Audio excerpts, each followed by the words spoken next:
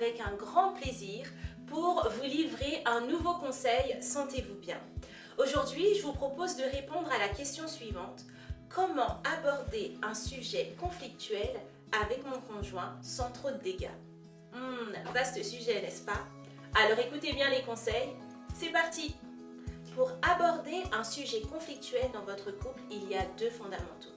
Le premier, c'est d'être connecté avec soi-même. L'idée, c'est de clarifier ses pensées, d'être au clair avec ses ressentis pour aborder le sujet. Un auteur a dit « Ce qui se conçoit bien s'énonce clairement et les mots pour le dire arrivent facilement ». Et le deuxième point, c'est que vous devez vous soucier des effets de ce que vous direz. Autrement dit, vous posez les questions « Si je le dis comme ça, comment ça sera pris ? Quels mots dois-je utiliser pour favoriser un bon échange ?» Souvent, quand le sujet est conflictuel, on a tendance à rester focalisé sur l'objet du conflit et à sacrifier la relation. Je vous propose de voir une façon complètement différente pour que la relation puisse rester au beau fixe. Je schématise mes propos de la manière suivante. Mon point A, c'est mon sentiment qui naît suite à cette situation conflictuelle. Le point B, c'est l'objectif à atteindre pour que les choses changent, la manière dont vous voulez voir évoluer votre situation. Et entre les deux, entre mon point A et mon point B, j'ai la relation. Et du coup, pour atteindre mon objectif, je dois m'appuyer sur la relation qui fait le lien entre les deux points. Si vous malmenez votre relation par une mauvaise communication, c'est sûr, vous n'obtiendrez pas les changements escomptés.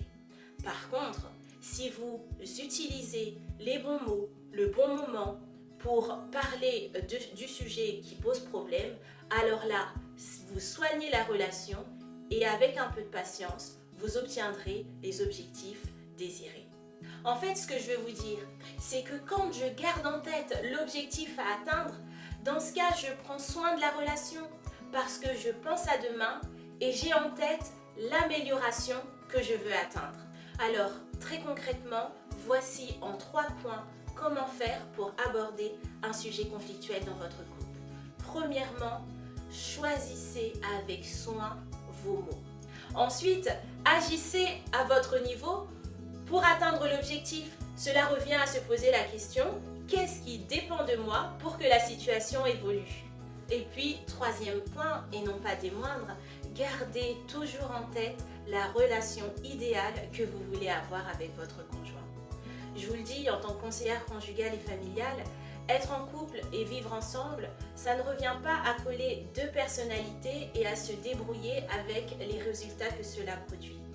Non, être en couple, c'est rechercher une certaine forme d'intelligence pour métisser vos fonctionnements et les assouplir par la même occasion et avoir en tête qu'il y a une entente gagnant-gagnant à avoir, particulièrement quand le sujet est délicat.